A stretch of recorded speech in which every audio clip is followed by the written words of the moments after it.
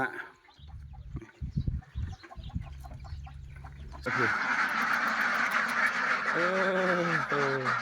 มีแต่ไก่แต่เป็ดจะเบิดบ่นี่เป็ดเป็ดไก่เพิ่นเบิดนี่อันใหญ่เพิ่นอยากกินปลาเดี่ยงก็เอาให้น้องนี่โดดสบายสึกสิเพิ่นเฮ็ดหน้าแสงเพิ่นนี่อันนี้ซุปนี้ซุปเขานี่ใส่สายพันธุ์หันตัวนี้เอามาเติมตั้งนี้มาเติมตั้งได้หรอกอยู่สบายนี่อยู่มีความสุขเศรษฐกิจแบบพอเพียงเพิ่นนี่อยู่เที่ยงให้เที่ยงหน้านี่สบายดีทุกคนวันนี้สิพาพี่น้องไปเบิ่งบรรยากาศเกี่ยวกับเรือนยนต์ที่เก่าแก่ของเมืองโขงพี่น้องเพราะว่าเรือนยนต์ตัวนี้อาจสิแม่นสร้างขึ้นแต่สมัยก่อนปลดปล่อยมันแหละเพราะว่าคนเกิดมากกันได้ยินว่าเรือนยนต์นะไปพาพี่น้องไปเบิ่งบรรยากาศเกี่ยวกับเรือนยนต์มันเป็นแนวใดติดตามกันพี่น้อง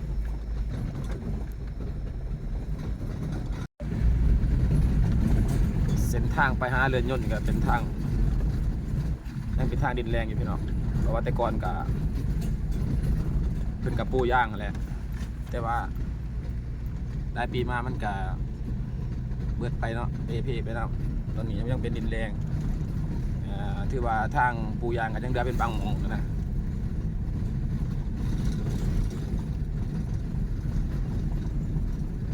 พี่น้องเขาเบิ่งเปิดกับมันยินแต่ว่าเรือนยนต์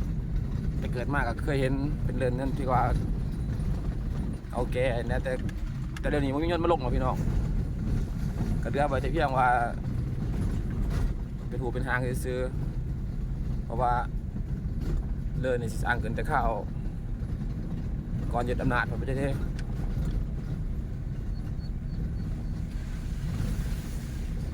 ส่วนนี้ก็ช่วงหน้าฝนกำลังตกเส้นทางเนี่ยก็เริ่มเปื่อนไปบางหม่องเดี๋ยวว่าใครเนี่ยทางโบเดแห้งกว่าไหนเพราะเป็นทางดินแรงทางมันมีหินลายใครเนี่ยกลับไปพ่อมาอยู่แต่ละปีมันก็ปวดแล้วก็ทมคุ้มน้ำก็พอได้เที่ยวอยู่อันนี้เป็นบรรยากาศอยู่เขตเมืองโค้งพี่น้องเมืองโค้งแข่งยาบซัก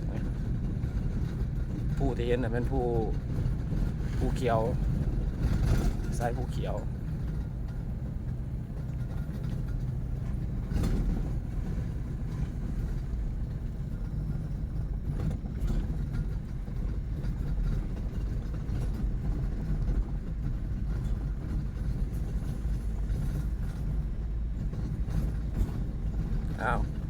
ตอนนี้กำลังมาหอดทางลงเนาะมาหอดทางลงเรียบร้อย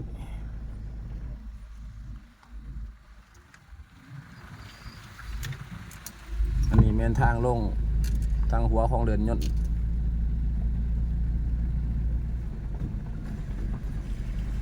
มันกะหลายปีมาเดี๋ยวกันบ่มียนต์มาลงเนี่ยเพียมันกะขุดเข็ดหน้าให้ยังไปนับเนาะทั้งขางมันนี่ก็เริ่มเป็นไหน้ำเลยพี่น้องเขาเจ้าก็ขุดเข็ดหน้าน้ำเขามายับเขามากระสิเรือแต่ทางกลางนี้อันทางที่ว่ามองที่ว่าย่นแลนนะเรือในทางในทางกลางนี้บางมองก็เป็นบวกน้ำด่ะนี่สิเดือแต่ประมาณนี้แต่ว่าซองฝากขางนี่ก็เชื่อเป็นไหน้ำแล้วเพราะว่าหลายปีที่มันมาลงเนาะแต่ก็บ่มีการแบบว่าบ่ได้ปัวแป้งยังขึ้นมานะเพราะว่าย่นบ่ได้มาลงจักเทื่อนะเห็นแต่ห้อยทางกลางห้อยบนที่ว่าย่นแดนแต่ว่าหอดหางนี่เฮาสิพาพี่น้องเมืองบรรยากาศแต่ตามเส้นทางนี้เพราะตั้งขอบเขตลานขางสองขางเป็นไหหน้าเบิดอ่ะ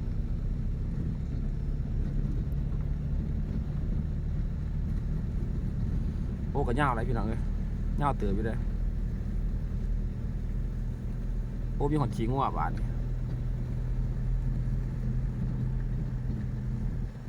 ก็ขึ้นซื้อมาเดินย่นเนาะอยู่ทางเมืองโขงเขานี่ก็หลายคนก็อยู่ในเขตนี่ก็สิเห็นผู้จักแต่ว่าอยู่เขตอื่นบ้านอื่นเมืองอื่นเขานี่ก็บางท่านก็สิบ่เคยเห็นเนาะอันนี้เขามาเอาบรรยากาศให้พี่น้องเบิ่งก็สิประมาณนี้พี่น้องเลยสองฝากขางนี่ก็สิเป็นให้หน้านะยับเข้ามาเป็นกระกุดที่ขั้นเฮ็ดหน้าเฮ็ดหยังนี่ที่ว่ากระแคบกระเวิร์ดเดือแต่เพียงเส้นทางทางกลางนี่ไว้เพราะว่าเป็นทางแบบดินแรงนี่ก็มีสัญลักษณ์เดี๋ยวเพิ่นเอากับปูนมาเฮ็ดเป็นขันไปขันมาเฮ็ดหยังเลยสิบ่เข้าใจกันนะนี่ไม้สัญญาณทางเพิ่นบ่ด้านข้างนี่เพิ่นก็ขุดเป็นไหหน้าไว้ดิอันนี้การบุกเบิกเฮ็ดเป็นเดือนเงินก็เก่าเพิ่นก็สิไอ้กว้างเอาเก่าเนาะแต่ว่าตอนนี้ก็เป็นไหหน้าแล้วผมบ่มีเงินมาลงมากับเปลี่ยนจากเรือนก็เป็นธงแล้วบัดนี้เฮ็ดใส่คันใส่หยังกันลำหน้าแล้วโอ้ตกบ่หอดบนทางนี่เส้นทางก็เพ่นำพี่น้องเลยเป็นบวกเป็นคุ้มบ่เลยผมว่ารถกับเที่ยวเขาจะเที่ยวรถออกให้ออกหน้าเที่ยวทางนี้นะเพ่แห้งได้นี่เป็นบอกเป็นคุ้มมดเส้นทางทางเดินยนต์มีประมาณนี้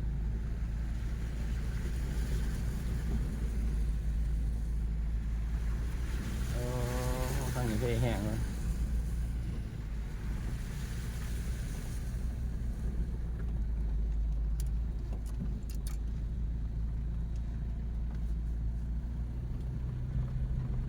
เป็นห้องห้อยไว้พี่น้องคนลื่นลังนี่เห็นอยู่ว่าในสมัยก่อนมีเรือนยนต์อยู่ทางเมืองโขงเขานี่สิมันเฮ็ดไปแต่ข้าวฝรั่งปกครองผมบ่ด้วยว่าข้าวได้แล้วก่อนยึดอำนาจของด้านนี้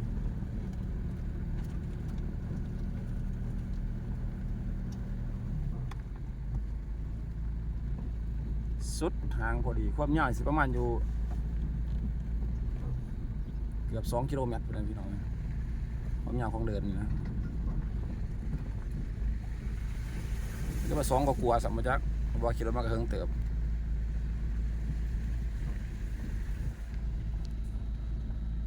สุดทางพอดีเลยพี่น้อง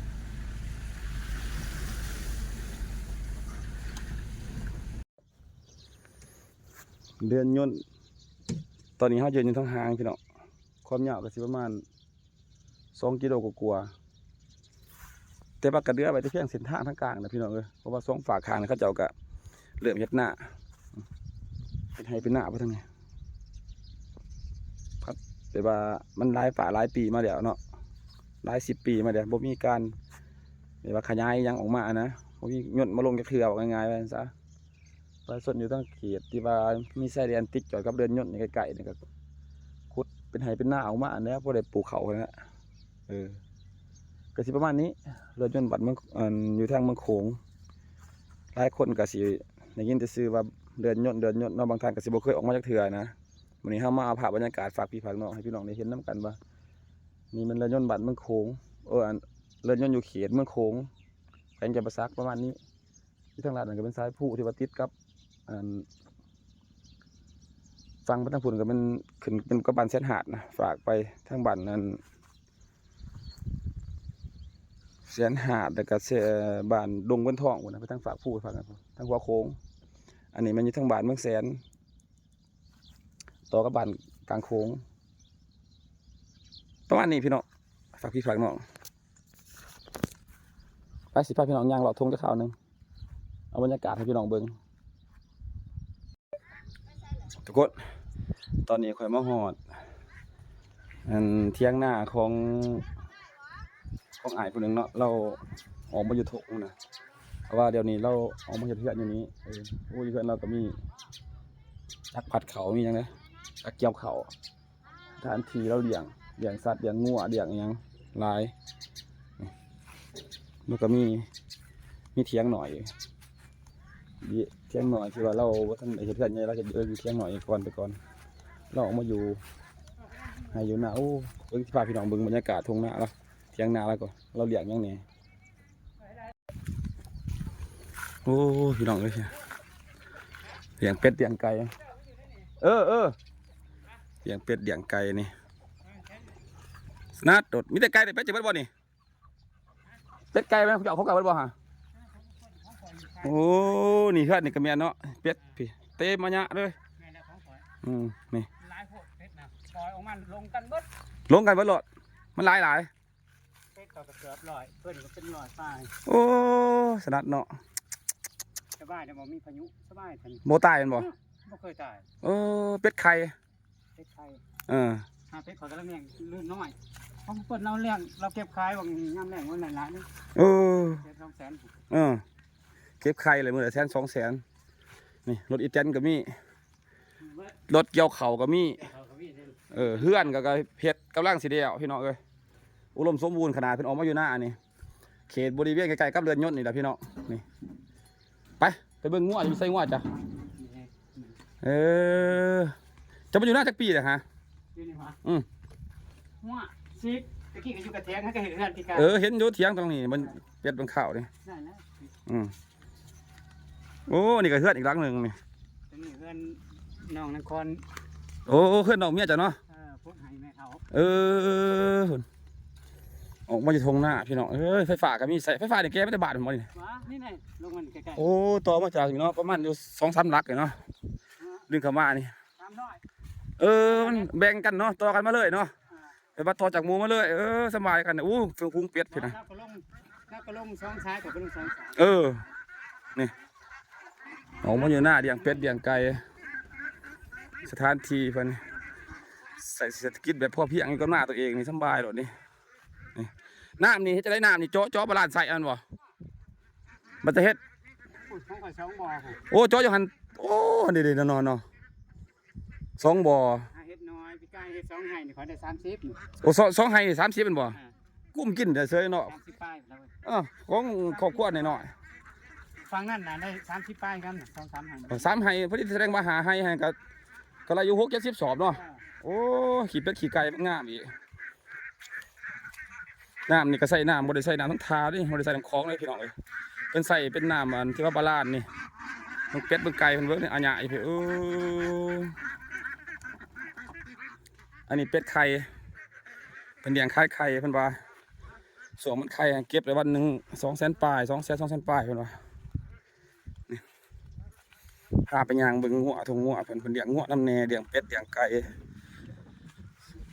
เศรษฐกิจเพิ่นใส่แบบพอเพียงอยู่ให้อยู่หน้าพี่น้องแต่ว่าย่ามปลาไก่ลงไปหาปลาแล้วเขาบ่ได้ไปหาปลาแล้วบ่บ่ลงน้ำเนาะอยู่ทงเนาะถ้ากินปลาทงโลดน้ำขึ้นมาฝนตกแห้งๆหวยสุนี่กินปลาทงเอาโลดปลาคลองอยากก็ไปซื้อเอาหาเงินอยู่ทงอย่างเดียว เขาจะต้มปลาแดกนะต้มน้ำข้าวย่างนี่ก็จะปลาคอต้มยำนั่นนะ โอ้ข้างหัวไว้บ่ทันฝนจับโอ้โหคักเด้เนี่ยเอานี่มันอยู่มันขึ้นมาน้ำไหหน้านี่เนาะยังเขาเขียวเด้พวกไต่ปลาเขาก็ไต่ในนาเขากินโอ้คงแบบว่ามันหน้าเขาอยู่นี่มันเป็นบอลน้ำคุมเนี่ยนี่น้องก็มีน้องอีกเนาะนี่ตัวนี้เลี้ยงปลาไว้อีกนี่อยากกินปลาเลี้ยงก็เอาให้น้องนี่โดดสบายเว้ย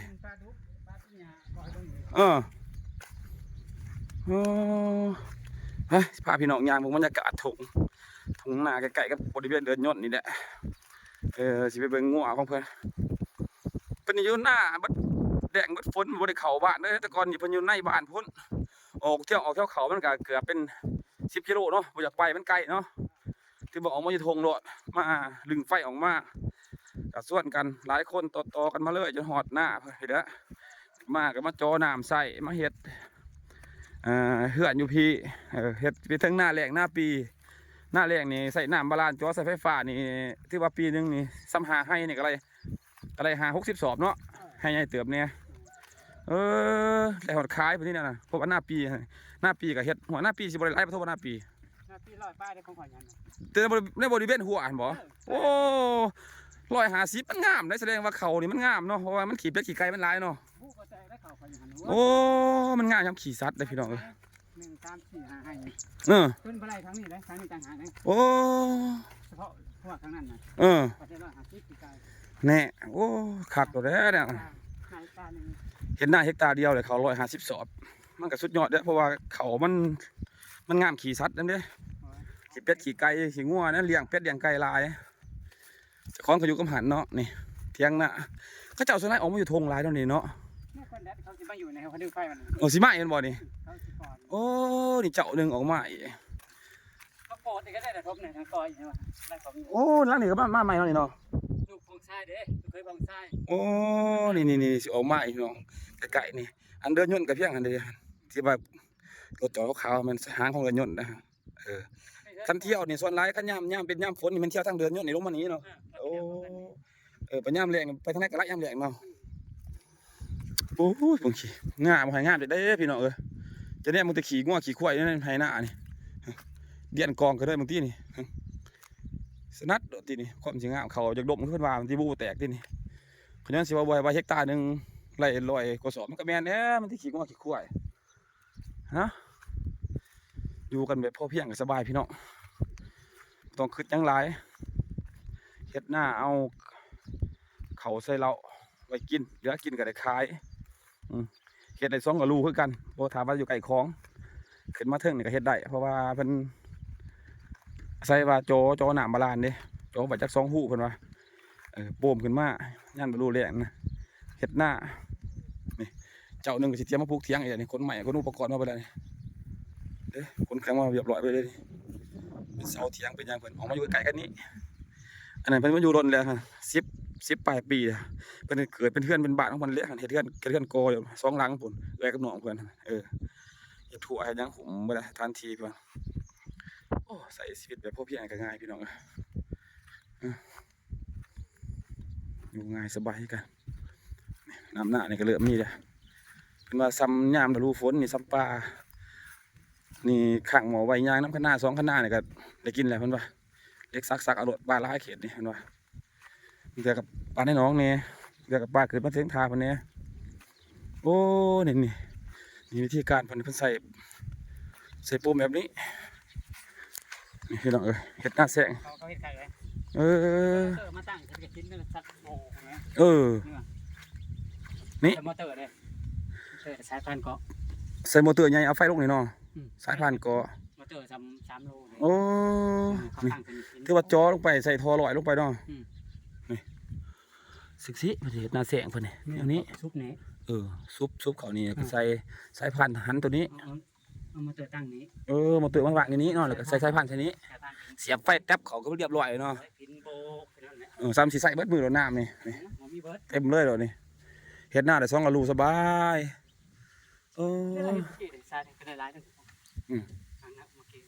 เฮ็ดอะไรเป็นเฮกตาร์เนาะในบ่อหนึ่งเนาะถ้าเจาะ2 บ่อกับใส่ไฟเข้าไปเพิ่มเข้าไปอีกใส่มอเตอร์เพิ่มไปอีกนี่งัวมีกอมะไผ่มีงัวมีเป็ดมีไก่มีน้องเลี้ยงปลาอีกสำนีกับบุต้องขึ้นยังไรหรอกอยู่สบายนี่อยู่มีความสุขใส่ชีวิตแบบพ่อเพียงนะเรามีหอดรถเกี่ยวเข่าอีกพี่เนาะที่ว่าสุดยอดการขยายเศรษฐกิจนี่ที่ว่าสุดยอดแต่ก่อนอยู่กับตูบลังหน่อยนี่แต่ก่อนกับตูบพลังซ้ำนี้เลยลังที่ว่าคนไทยมันเป็ดได้หลายกับลังเพิ่นเฮ็ดซ้ำนี้อยู่มาระยะ4-5 ปีมาสร้างขึ้นกอขึ้นได้เฮ็ดมีรถเกี่ยวเข่ามีรถอีแตนที่ว่าพื้นฐานครอบครัวที่ว่าดีเนี่ยน้อยกันมากพี่เนาะอยู่สบายแต่ก่อนเพิ่นลุกหาปลาขายน้ำเขาเจาะอยู่แค่มังทานเดี๋ยวนี้เพิ่นบ่ลุกเลยเพิ่นว่าขายถึงเบิดเทื่อแพะยังบ่เอาเดี๋ยวนี้บ่เอาเพิ่นว่าเศร้าแล้วมาเฮ็ดอยู่กับทงนี่สบายกว่ามีงัวมีเป็ดมีไก่ทานที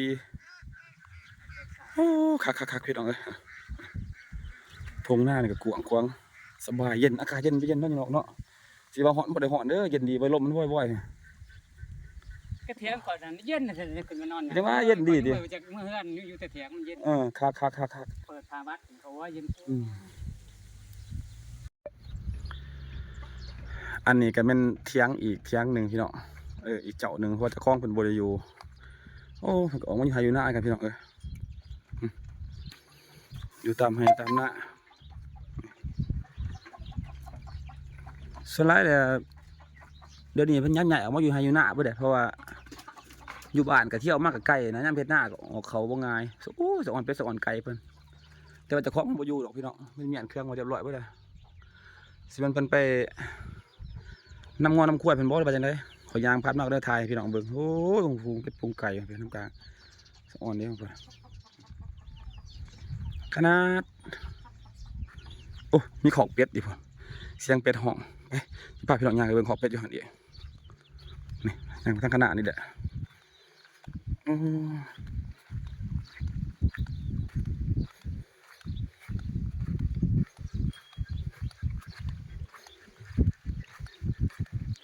ช่วงนี้มันจะรูเดือน6พี่น้องเดือน6เดือน7ฝนกำลังตกน้ำกำลังมีนี่เบิ่งเพิ่นมาอยู่หน้านี่ใส่เศรษฐกิจแบบพอเพียงเฮ็ดหน้าคายเข่าทั้ง2ฤดูแล้งฤดูฝนแต่ว่าถึงเสียวบ่อยู่ไก่ของแต่มีความสามารถเฮ็ดไรเพราะว่าเพิ่นเลยลงทุนจอบาลานจอบาลานแล้วก็ใส่โปมปอนลงไปใส่ไฟฟ้าปั่นขึ้นมาปั่นน้ำขึ้นมาเฮ็ดเป็นหน้าแรงก็ได้หน้าฝนนี่ยามฝนนี่ก็เฮ็ดไรสบายเพราะว่าจะสิแรงก็ยาเจ้าน้ำฝนบ่ตกก็ยาแต่เขาเฮ็ดไรเพราะว่าเขาโปมน้ำขึ้นมาเด้สบายเป็นลงทุนส่วนกันในว่าเถียงต่อเถียงไก่กันนะส่วนกันก็เอาไฟนี่ลึงเข้ามาใส่เถียงมาใส่น้ำโอ้นี่พาพี่น้องเบิ่งขอกเป็ดเพิ่นก็สะอ่อนพี่น้องมันค้างไว้เจ้าของเพิ่นบ่อยู่หรอกแต่ว่าข่อยย่างมาเบิ่งขอกเป็ดเพิ่นป้าพี่น้องเป็ดไข่เพิ่นสนาดเด้อพี่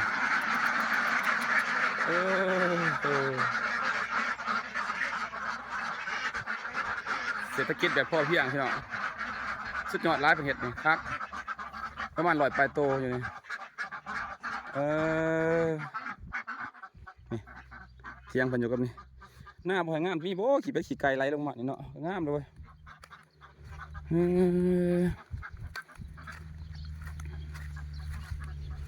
นะเอาบรรยากาศ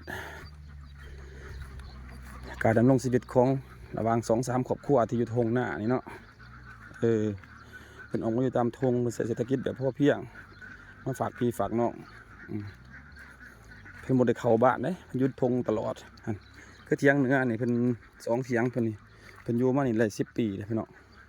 เพิ่นบอกว่าอยู่มาได้10 ปีเด้อเดี๋ยวนี้เพิ่นก็มีเฮือนก่อ2 หลังของของน้องเพิ่นนี่ก็มีวัตถุเครื่องใส่เครื่องทำการผลิตเป็นรถอีแตนสั่นบ่เป็นสัตว์เลี้ยงงัวควายเป็ดไก่ครบเห็นไหมลำเลือนนี่น้ำบริเวณออกแม่มไก่ไม่ได้เป็ดแต่ไก่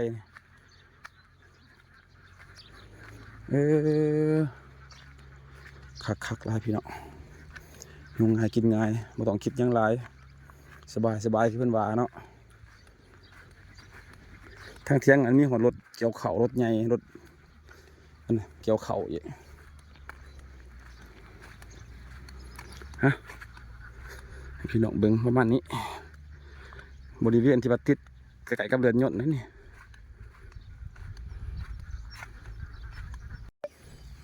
โอ้นี่พี่น้องอยู่กับแคมเฮือนเพิ่นนี่เพิ่นก็ปลูกมักพริกบักเขือนี่สบายพี่น้องเศรษฐกิจแบบพอเพียงเพิ่นนี่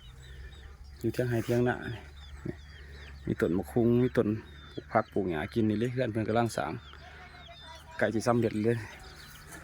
สบายโอ้อยู่หน้านี่ง่ายเนาะอยู่หน้านี่สบายเนาะผุดเป็ดไก่ครบของกินของอยากบ่อึดพี่สัตว์สาว่าเสียงต้นกล้วยต้นอ้อยนะทุกคนสำหรับเรื่องราวของวันนี้ก็สิประมาณนี้เอาบรรยากาศมาฝากพี่ฝากน้องให้พี่น้องรู้จักว่าวิถีชีวิตการดำรงชีวิตที่ว่าเขาจะมาอยู่ทงไห้ทงหน้านะเขาจะบ่ได้คอยเข้าบ้านเนาะเขาอยู่ในหน้าประจำเฮ็ดหน้าเบิดทั้งแดงทั้งฝนบ่ได้คอยเข้าบ้านแต่เขามีความสามารถอยู่ได้แบบพอเพียงพื้นฐานเศรษฐกิจครอบครัวก็ดีได้พี่น้องอยู่ง่ายสะดวกสบายนี่บรรยากาศภูมิเรียบๆนี่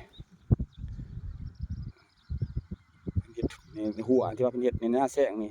เห็ดหัวขุมไว้เพราะว่างอกว่าเขาปล่อยเด้ แต่ว่ายามน่ะรูนี่ก็เริ่มผูกงอผูกควายเฮ็ดออกมาเรือนนอกกันนอกหัวก็ได้สบายแต่ว่ายามแดงนี่ต้องได้เฮ็ดหัวผมไว้เฮ็ดหน้าแรงนะโปมน้ำขึ้นมาเฮ็ดเจาะบาลานใส่ไฟฟ้านี่ใส่ไฟฟ้านี่เป็นรวมกันแก้เข้ามาเฮ็ดนํกันอยู่ง่ายกินง่ายพี่น้องสบายกินสบายเช้าหน้าที่มาอยู่นี่เฮ็ดเวียกกับทีบ่ได้คอยไปใส่ดอกเพิ่นว่าเฮ็ดทางเฮ็ดหน้ากับนี่บ่อยากกับว่าเกี่ยวเขานำเขาบ่ได้เลียนออกมาแหมนี่ขอบใจพี่น้องเรื่องเล่ากับชีวิตประมาณนี้เดี๋ยวฝากพี่ฝากน้องเอาวิถีชีวิตของชาวไร่นาฝากพี่น้องหมื้นี้แล้วก็บรรยากาศเกี่ยวกับเส้นทางเรือนยนต์แต่เก่ามาให้พี่น้องรู้จักเบิ่งรวมโอเคพี่น้องบ๊ายบายอยู่ดีมีแฮงฝากติดตามผลงานของศักดาคนศรีพันดอนเนี่ยพี่น้องกดไลค์กดแชร์เป็นกำลังใจให้กันเนาะอยู่ดีมีแฮงทักทายกันสบายดี